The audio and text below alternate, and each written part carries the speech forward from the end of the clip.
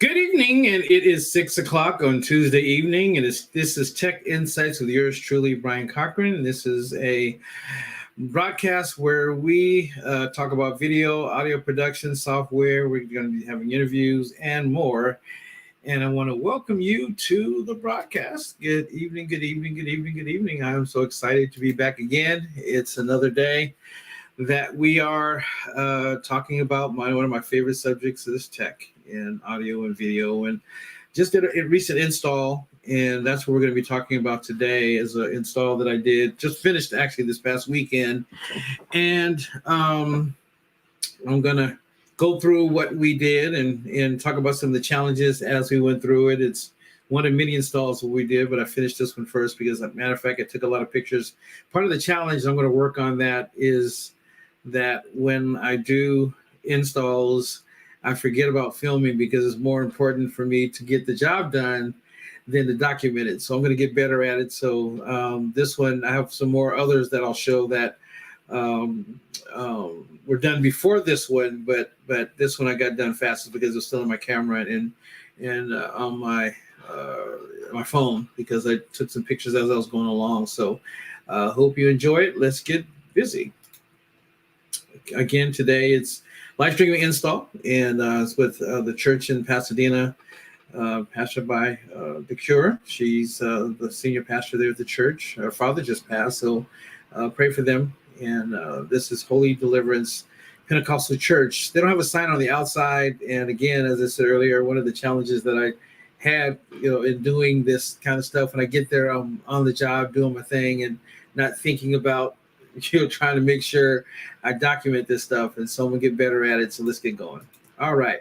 This is the inside of the church. This is before we did any work. This is when I first got there to do actually the bid on the job to figure out what we needed to do and what we're going to do. And so this is the front of the pulpit's facing forward. And then I'm standing in the sound booth of the church. And this is a closer shot where you have the speakers on both sides. They had a wooden podium nice podium that they changed out to something a little bit different, and we'll show that. I don't know if we're going to have that picture or not, but that's the pulpit, kind of small, narrow. The sound booth is on the right side. Where you see on the right side of the screen is the organ, and then the praise singers stand in front of them, and then the band is in front of that. So I think we might have a picture of that as we finish the church. We'll see if we get there. This is where we're going to put we had talked about putting in a 80-inch flat screen, but we decided to go with a short throw projector there, and we'll show you that in a little bit and what we did. Now all that kind of changed, but that's what we took pictures through the church so that we can kind of see what we're going to do and then talk through the process of putting together their system of what they wanted to do. They wanted to be able to do the PowerPoint, also put the band and all the other stuff on the screen, utilizing the cameras that we put in and so forth. It's like a live stream as well as make it interactive within the church as well. This is the top of the pulpit, and right there is a light. And one of the challenges that we had is we're going to do a regular projector, but that light right there poses a big problem because if you look at that whole the whole pulpit is all bright white, so that becomes a canvas. And that light that's there with these LED bulbs just brightened that whole section up. So it just became a big bright light, which is perfect before they did that. But that was one of the challenges that we faced. And we fixed it as we go through. I'll show you what we did and talk about what we did as we go along.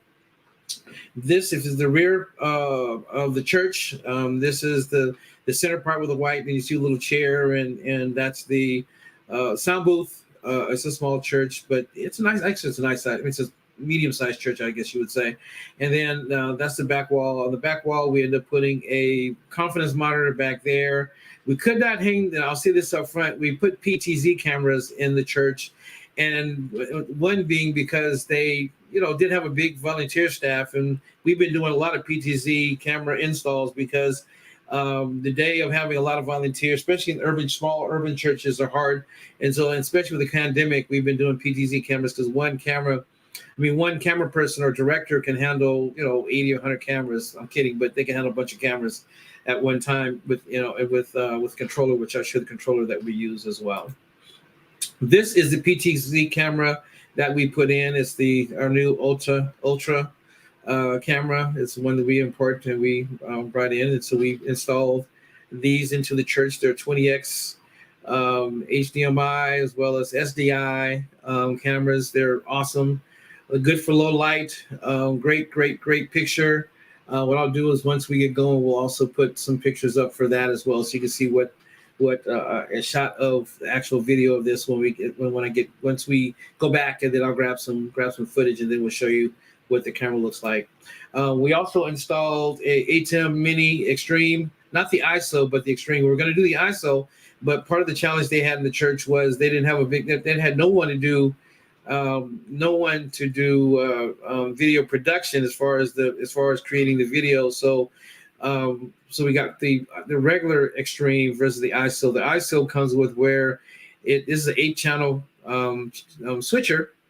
And so what happens is at the end of the recording, you'll get one regular MP4 recording, and then it gives you the however many channels that you recorded on. So it was 1, 2, 3, 4, 5, 6, 7, 8. It also gives you 8 individual channels for you to do, and it works perfectly with their proprietary Resolve DaVinci Resolve software that goes along with it. But because they weren't going to be doing that for a very long time, they saved them some money. We put the regular ATEM in there versus the ISO. One of the things we did this time, which was kind of neat, and it saved us running, because let me go back, let me show you. So if you see this, she didn't want any cord showing running down the walls or going up in the ceiling. Up in the ceiling there was no crawl space.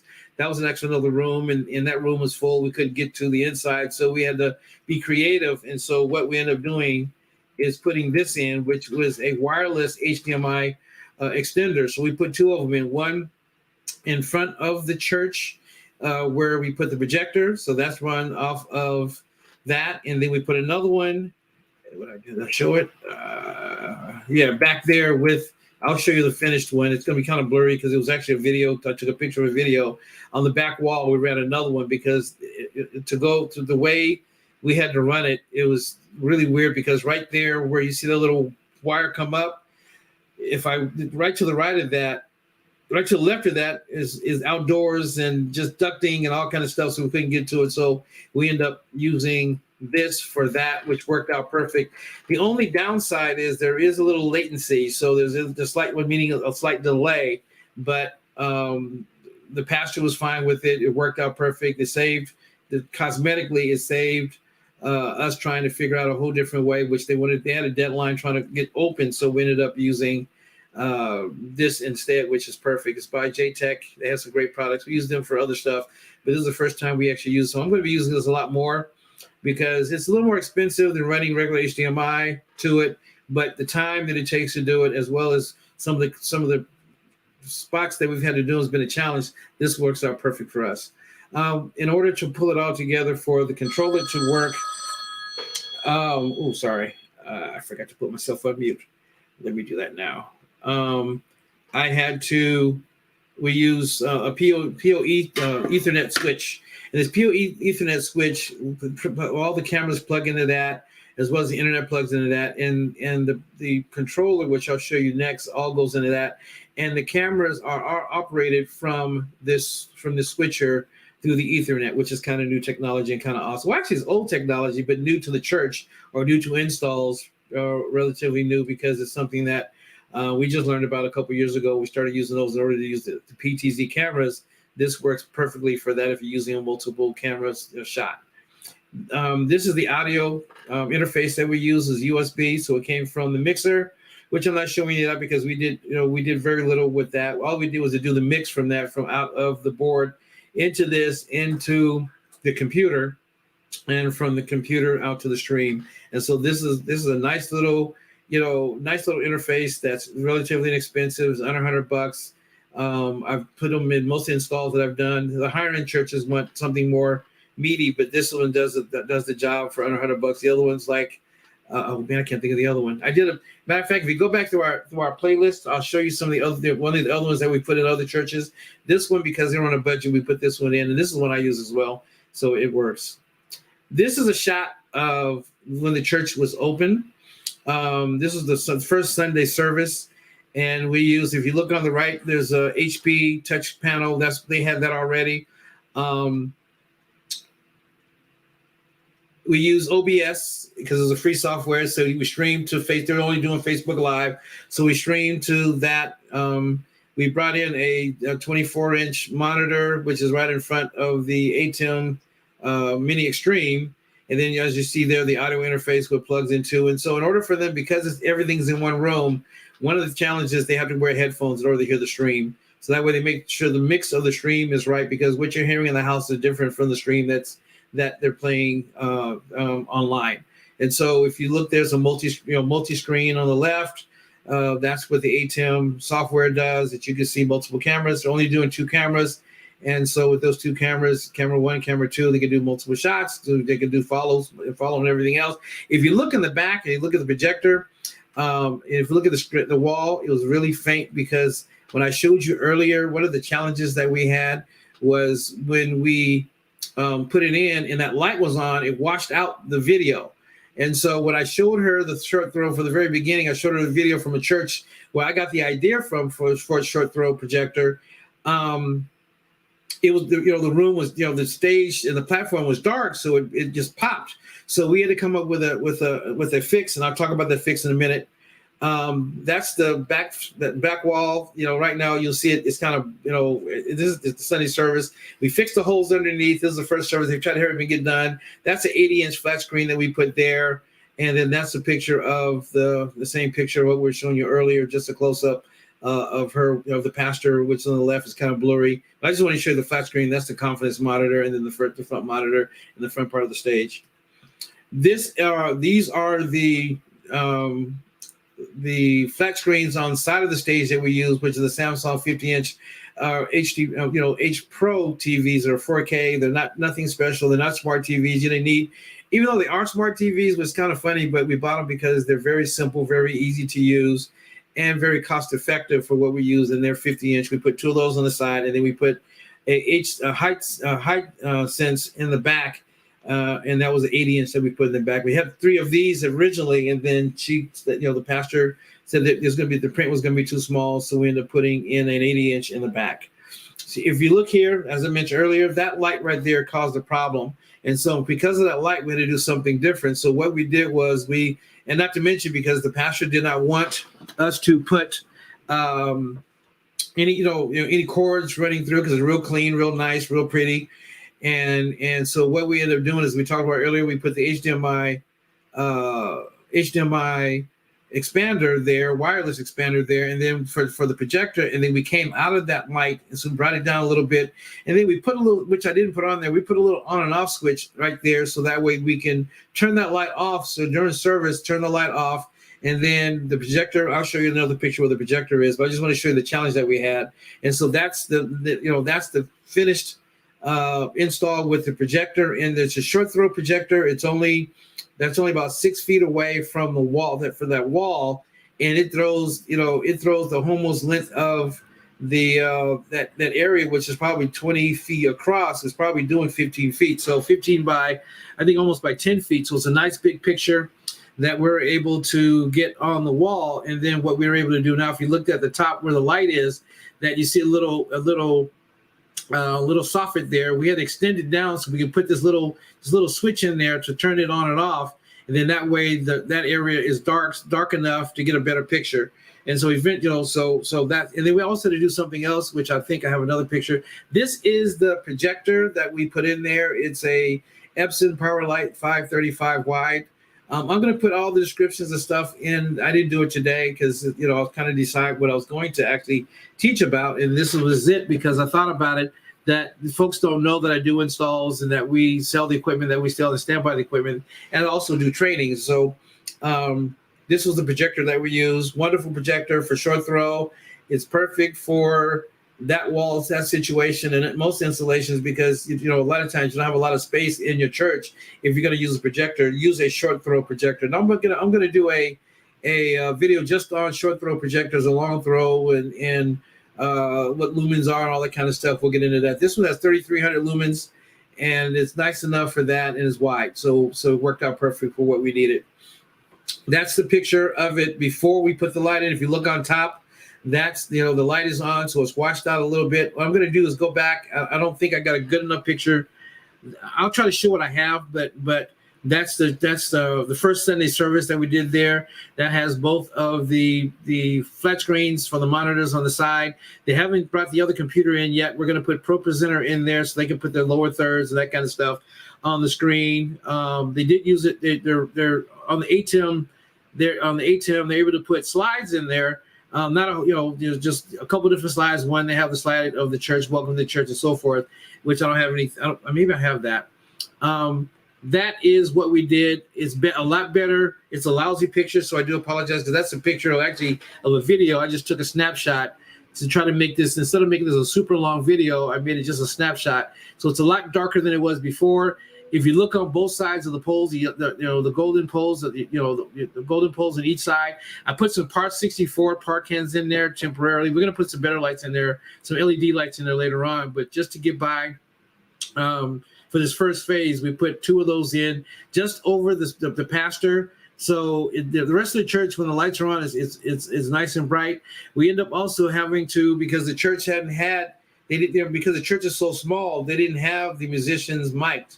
So one of the things that we had to do in this church is we had to mic the instruments, so that way for the stream mix, they're able to hear the instruments. Because the first week we did it, it was a horrible mix, because all we had was the organ, because we didn't know originally that they had a full band they're going to have on Sundays. And so we ended up doing that. So now the mix is nice, and our sound guy was able to get us a great mix. And then what they do is what I showed you earlier. When I was showing you the diagram, they're able to pull everything together to make it sound good and look good. That's it. Wow. Okay. I'm glad. I thought I had a couple more. Let me go here. There we go.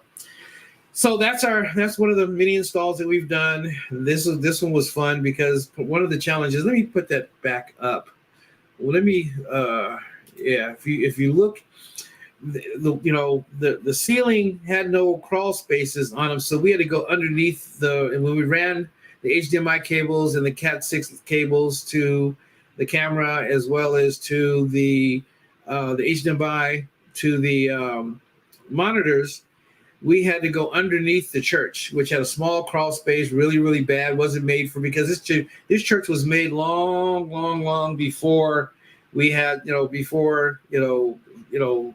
amplified sound, really. And so, matter of fact, this church had all the sound before they even put a sound booth.